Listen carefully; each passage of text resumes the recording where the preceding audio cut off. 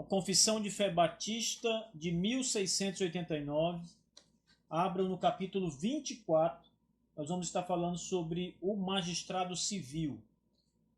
Na semana passada, na última aula que nós apresentamos, nós expomos aqui o capítulo 1, que mostra a legitimidade do governo, mostrando que Deus foi quem criou o governo, foi quem instituiu o magistrado civil. Então toda a autoridade procede de Deus, como diz o apóstolo Paulo.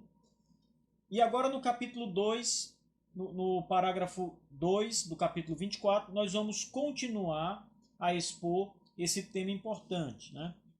O tema que fala sobre a participação do cristão no magistrado, no governo, por assim dizer, ou numa função governamental de autoridade. O texto diz assim: é lícito para cristãos aceitar e exercer o ofício de magistrado, quando chamados a isso. Em sua administração, eles devem especialmente manter a justiça e a paz, segundo todas as leis de cada reino e comunidade, de modo que para esse fim eles podem legalmente, agora sob o Novo Testamento, empreender guerra em ocasiões justas e necessárias. Muito bem. Nossa missão essa noite vai ser tratar de explicar esse tema à luz da historicidade dos batistas e da doutrina também. É um ponto importante. Então veja, irmãos, tem algumas coisas nesse parágrafo 2 que elas acabam levando muita gente a questionar. Na verdade, vocês vão perceber que os batistas eles têm uma mentalidade muito diferente da mentalidade da maioria das pessoas cristãos, de grande parte dos cristãos que comentam esse tema. Vocês já devem, por exemplo, ter visto muitas vezes jargões do tipo não se discute, política e religião não se discute, né? Ou seja, como se essas coisas fossem coisas contrárias uma à outra, e mesmo assim não se pode discutir nem política e nem religião.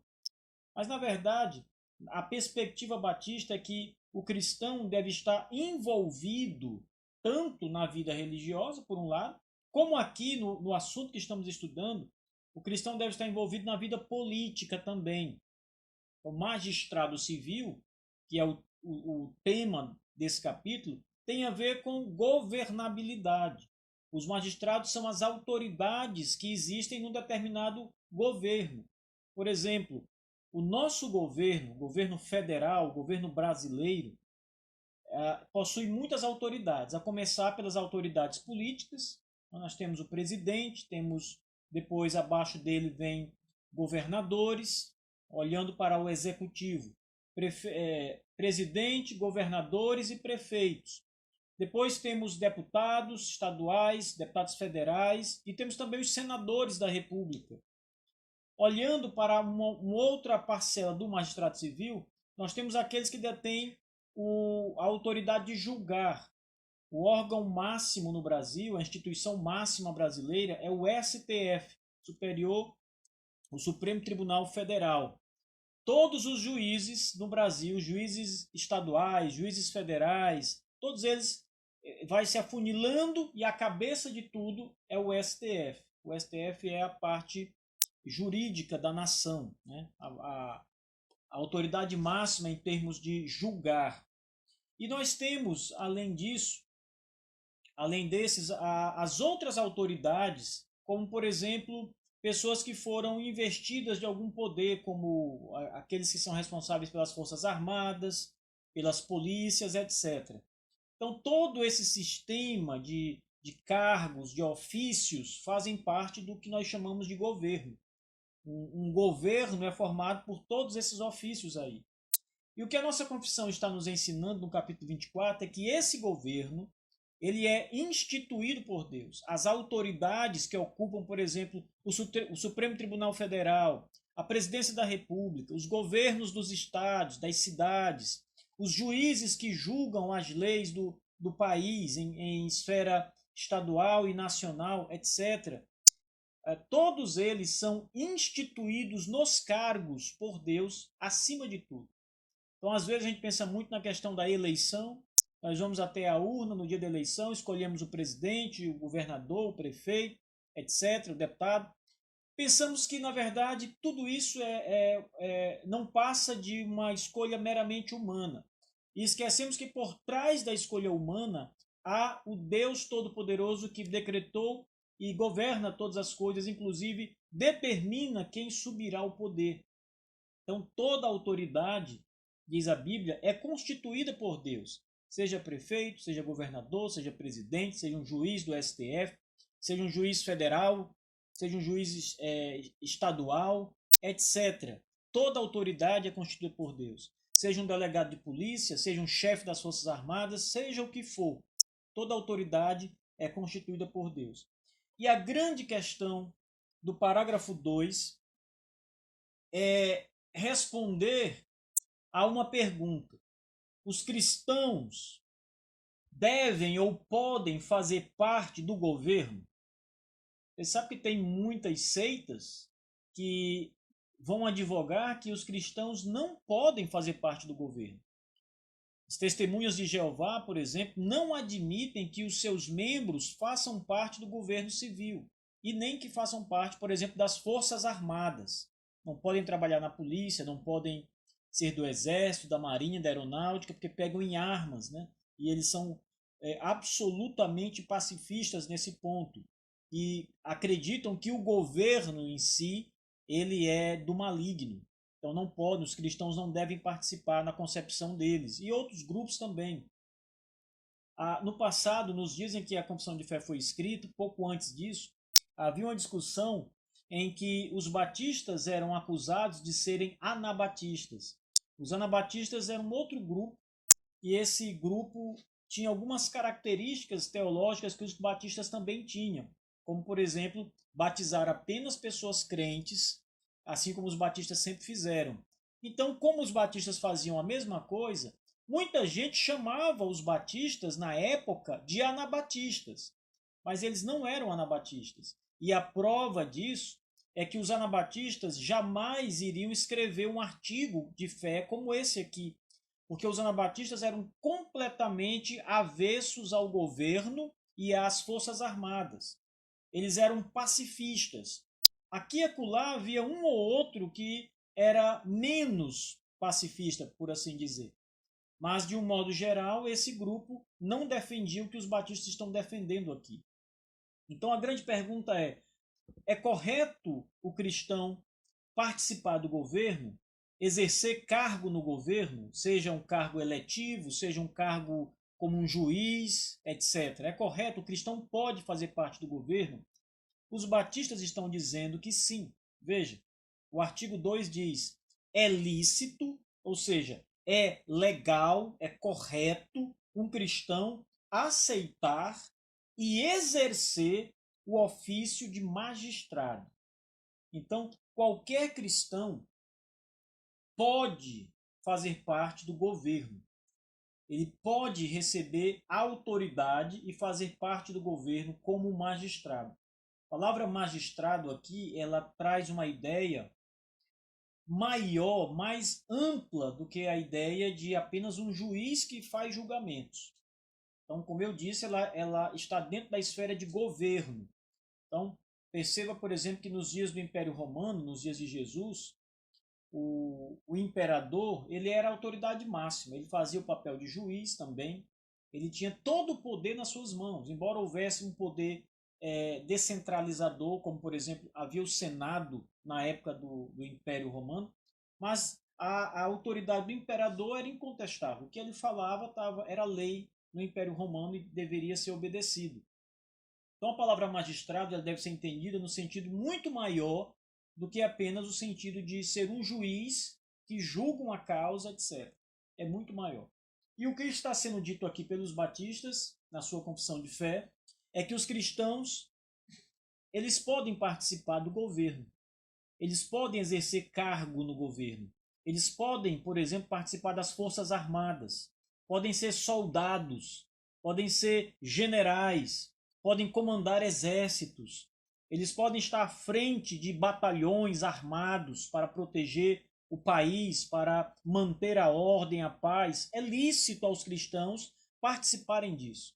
Inclusive, mais um fato histórico importante é que os batistas, nesta mesma época, participaram do exército da Inglaterra e foram vistos ali como soldados exemplares na realização das suas atividades como militares.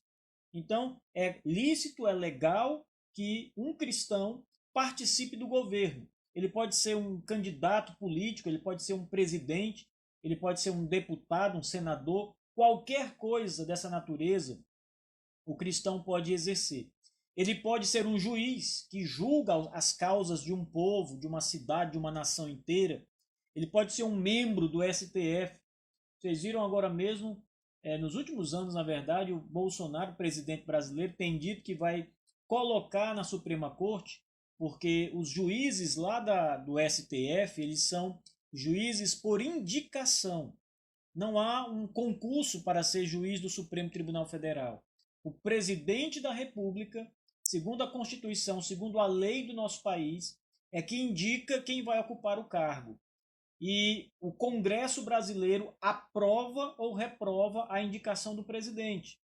Então, qualquer cristão pode ser um magistrado. O Bolsonaro disse agora que vai indicar um juiz que é cristão, tremendamente cristão. Ele usou essa palavra, né? Esse adjetivo, tremendamente cristão, e as pessoas caíram em cima dele falando toda hora sobre isso. Mas o cristão pode aceitar. Então, qualquer pessoa que seja indicada a ocupar um cargo desse pode aceitar. Aqui a nossa confissão está dizendo, é lícito aceitar e exercer o cargo. Então, não há nenhum problema quanto a isso. Agora, irmãos, é bem diferente, por exemplo, de alguém que exerce o ofício pastoral e ser, então, chamado para exercer, por exemplo, um ofício como político, como um prefeito, um deputado, porque ele não vai ter condições de assumir o pastorado e, ao mesmo tempo, o ofício que lhe está sendo dado ali, porque ele não vai ter tempo, condições para fazer isso. Ele vai precisar abdicar, se ele quiser seguir a carreira da magistratura ou a carreira no governo, o pastor ele vai ter que abdicar do seu ofício pastoral. Então ele vai jubilar no ministério, vai deixar o ministério para então seguir nessa outra carreira, se essa for a decisão dele. Então, ele não pode ser pastor e ser político ao mesmo tempo, porque isso vai de encontro à questão do ofício. Ele não vai pastorear bem se ele estiver ocupando um outro ofício que lhe demande muito tempo e muitas atividades também. Não é que seja um pecado propriamente dito, é a questão do conflito que há de tempo, de interesses que estão ligados ali. Isso vai acabar atrapalhando ou o seu ministério, por um lado, ou o seu trabalho como político, como governador, prefeito, seja lá o que for. Então vamos lá. Os batistas estão dizendo: é lícito para os cristãos aceitar e exercer o ofício de magistrado quando chamados para isso. Um batista chamado William Kiffin, que foi um pastor desta época, que assinou esta confissão de fé, ocupou um cargo político em Londres. Ele foi um cargo que era mais ou menos semelhante ao que nós chamamos hoje de vereador. Ele ocupou esse cargo porque foi chamado pelas autoridades inglesas, é algo um pouco diferente do que acontece aqui. Ele foi chamado para ajudar na administração da cidade. Então ele ocupou o cargo por algum tempo. William Kiff, um batista como nós. Então veja, o texto também diz o seguinte: em sua administração, ou seja, caso um cristão aceite participar do governo, o texto diz, em sua administração, isto é, no seu trabalho, no desempenho da sua função, os cristãos devem especialmente manter a justiça e a paz. Aqui as coisas começam a ficar um pouco complicadas para quem procura a vida política. Todo mundo conhece um ditado que diz assim: se alguém entrar na política, vai se corromper, porque o sistema é corrompido. Então você pode ser uma pessoa de bem, um homem honesto, mas se você passar a integrar a classe política, você vai acabar se corrompendo devido às influências, os subornos, as pressões que você vai passar ali, e isso vai acabar levando você a atitudes erradas. Isso não é bem verdade. Isso é verdade porque acontece muito, mas não quer dizer que um homem de bem, uma pessoa de caráter, vá se corromper entrando na política. Ele pode não se corromper, permanecer, mesmo com dano, mesmo que seja ele caçado pelos seus adversários, perseguido, mas ele pode permanecer íntegro, se assim ele quiser. Muita gente entra na política para enriquecer, muita gente entra por causa da autoridade que lhe é dada, e ele se julga maior e melhor do que os outros, intocável, e algumas pessoas correm atrás disso, e quando estão no poder, aproveitam isso que o poder lhes oferece. Mas cristãos, irmãos, na verdade, na minha concepção, seriam as pessoas ideais, não apenas os cristãos, mas cristãos seriam as pessoas ideais para ocupar ofícios no Estado. Cristãos autênticos, homens e mulheres que não se deixam corromper com as coisas desse mundo. Então a confissão diz que os cristãos que ocuparem ou exercerem a magistratura ou cargos no governo devem primar especialmente pela justiça e pela paz. Agora você imagine homens que têm o poder de armas nas mãos, são fortes militarmente falando, e esses homens então usam esse poder para perseguir os mais fracos, para perseguir estados menores ou países menores, fazer guerra com países mais fracos, para dominar os países mais fracos. Ele não está exercendo o cargo devidamente, né, da maneira como Deus espera. Ele não está nem exercendo a justiça e nem a paz que se espera. O poder é para exercer a paz, é para manter a paz, e não simplesmente para fazer guerra por fazer. Então, quando um cristão está no cargo, seja que cargo autoritativo for esse que ele ocupar, ele deve exercer o seu ofício com justiça. Imagine um governador que está ocupando o cargo e ele começa então a desviar recursos públicos que eram para hospitais, para escolas, para construir saneamento na cidade, etc. E esses recursos que deveriam ser aplicados nestas coisas passam a ser então desviados para as contas desse governador e dos seus aliados. Ele não está exercendo com justiça o cargo. Ele está usurpando, com o poder que lhe foi dado, recursos que não são dele. E assim nós poderíamos aplicar essa fala da confissão, exercer com justiça e paz todo o cargo que lhe for conferido, poderíamos aplicar isso de inúmeras maneiras, em inúmeras áreas diferentes. A confissão também nos lembra que o ofício ou o exercício do cargo ele deve estar em consonância, com as leis de cada estado, de cada país. Por exemplo, nós não podemos agir no Brasil de modo diferente daquilo que a nossa Constituição Federal diz. Você pode discordar da Constituição, você tem que obedecê-la, porque é a lei do nosso país. Você pode não concordar, e a maneira de você fazer isso na prática, mudar uma lei, é se você chegar a ser um deputado, e você então pode, como deputado, sugerir a mudança na Constituição em algum ponto, fazer uma emenda ou mudar alguma coisa. De outra sorte, você não pode. Daí a importância de escolhermos homens e mulheres para estes cargos, porque eles vão nos representar. Então nós devemos escolher pessoas que primem pela justiça e pela paz, pela coisa certa. Então, todo o cargo exercido, toda autoridade que é confiada a uma pessoa, deve ser exercida segundo a Constituição do país. As leis do Brasil são muito diferentes das leis dos Estados Unidos, bastante diferentes. Nos Estados Unidos, por exemplo, cada estado tem um grau de liberdade maior. No Brasil não há isso. O Brasil é uma federação, né, de vários estados e todos os estados estão sujeitos ao governo federal, a uma autoridade maior. Nos Estados Unidos, os estados são vistos, eles têm um poder diferente. Então, um estado pode adotar uma lei e o outro estado não adotar uma lei. O governo federal não pode impedir isso nos Estados Unidos. Então, no Brasil é diferente. O poder ele deve ser exercido conforme as leis do estado ou do lugar aonde ele reside. Então, a Constituição diz: segundo todas as leis de cada reino e comunidade. Então, não há como você criar um governo diferente daquele que está prescrito na Constituição. As leis que estão prescritas na Constituição.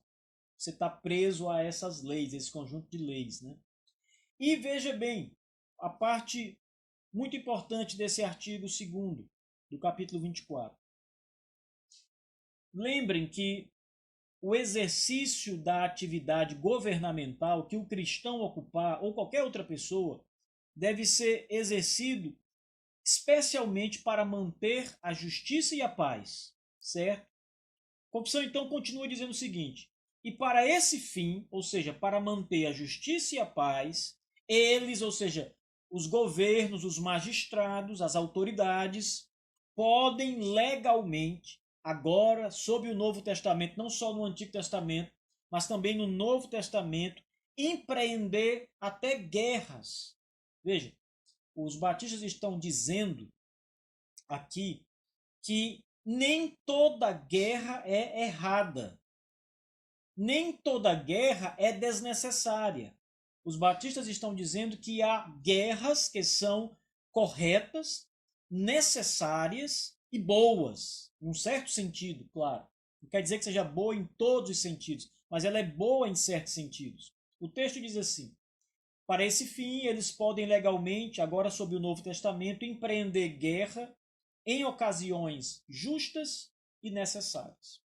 Imagine que o nosso país está sendo ameaçado por forças estrangeiras, né, uma outra nação que quer invadir o nosso território, dominar o nosso povo e fazer do nosso povo uma colônia deles, de um outro país qualquer.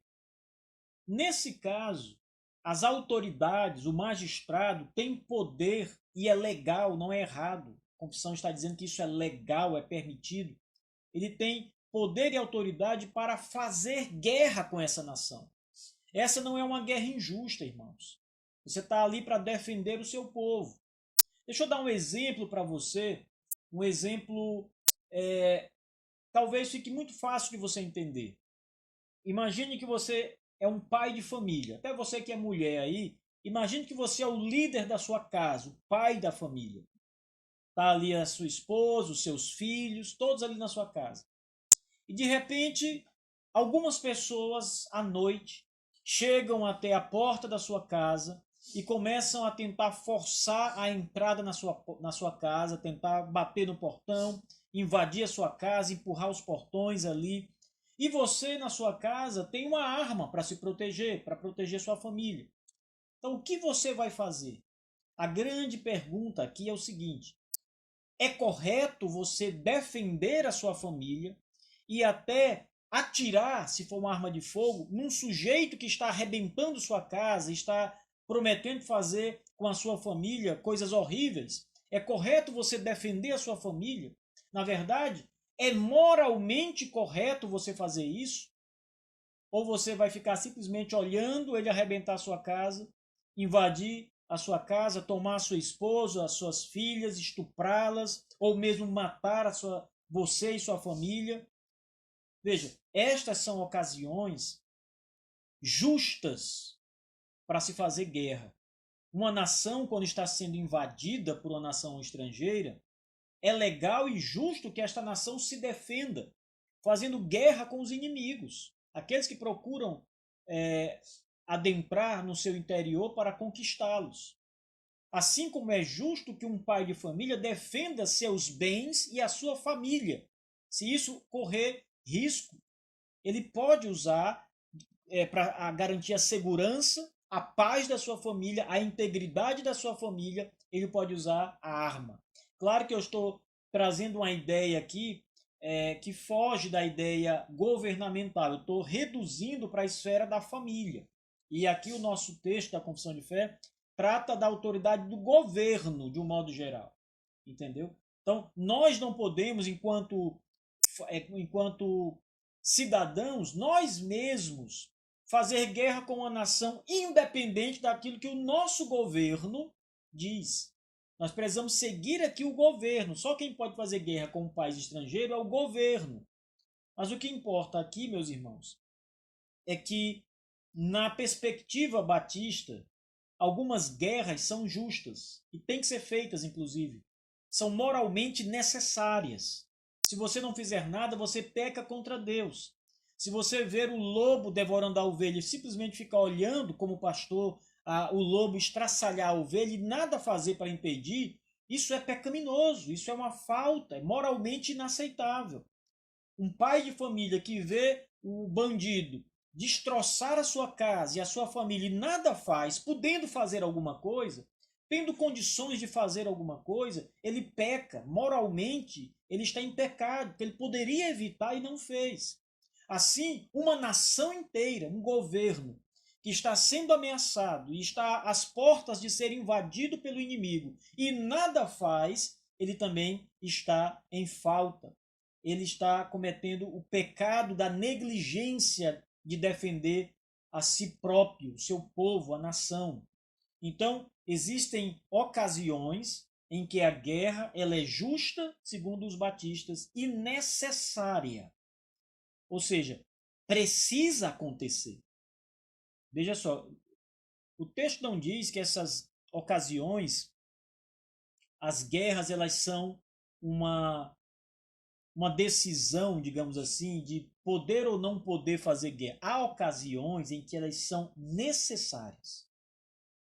Imagine se a Inglaterra, na Segunda Guerra Mundial, quando os nazistas, comandados por Adolf Hitler, estavam invadindo toda a Europa, imagine se a Inglaterra, que era ali, naquele momento, liderada pelo primeiro-ministro, o Churchill, famoso primeiro-ministro inglês, imagine se o Churchill não fosse um líder corajoso e não tivesse ali colocado um certo tipo de fogo no coração do povo inglês e também no coração ali dos seus companheiros políticos para decidirem entrar e fazer guerra contra a Alemanha.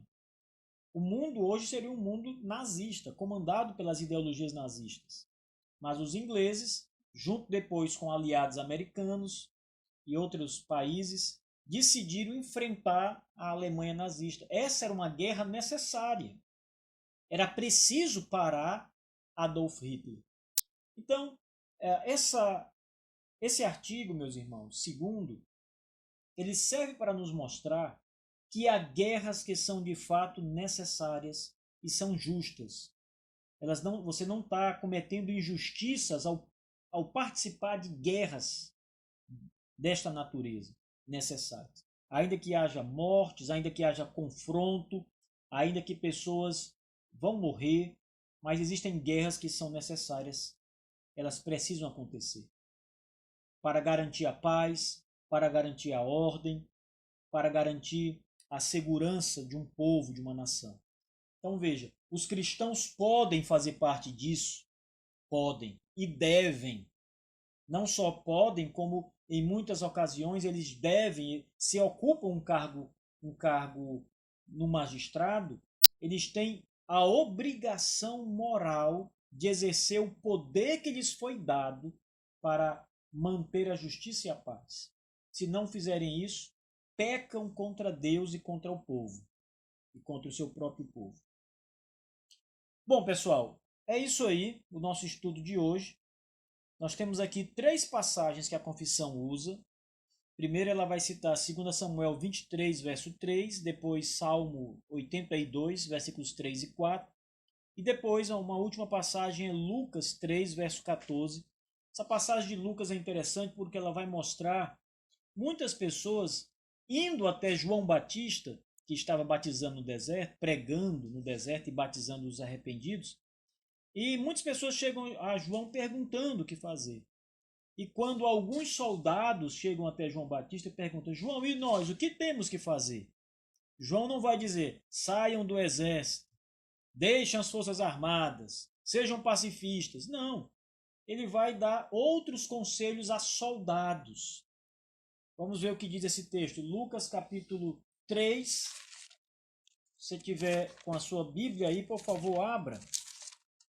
Lucas capítulo 3, versículo 14. Veja que texto interessante. Lucas 3, verso 14. Vamos ler a partir do versículo 10, para pegarmos o contexto melhor. Então as multidões o interrogavam, dizendo: que havemos, pois, de fazer? Respondeu-lhes: quem tiver 2 túnicas, reparta com quem não tem. Quem tiver comida, faça o mesmo. Foram também publicanos para serem batizados e perguntaram-lhe: mestre, que havemos de fazer? Os publicanos eram os cobradores de impostos.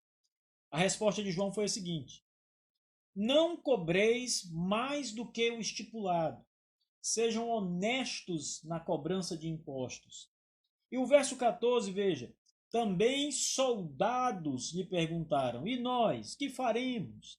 Ele lhes disse: a ninguém maltrateis, não deis denúncia falsa, e contentai-vos com o vosso salário, com o vosso soldo. Veja que interessante. João não diz para os soldados deixarem de ser soldados.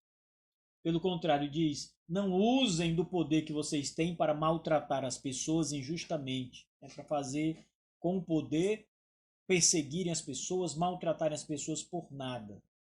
Depois ele diz a estes soldados: não denunciem falsamente ninguém, porque a palavra de um soldado ela tem uma certa garantia diante da justiça.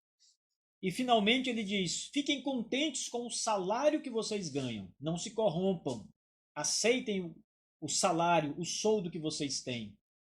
Muitos soldados se corrompem e acabam entrando na vida criminosa para ganhar mais, porque não estão contentes com o salário que têm.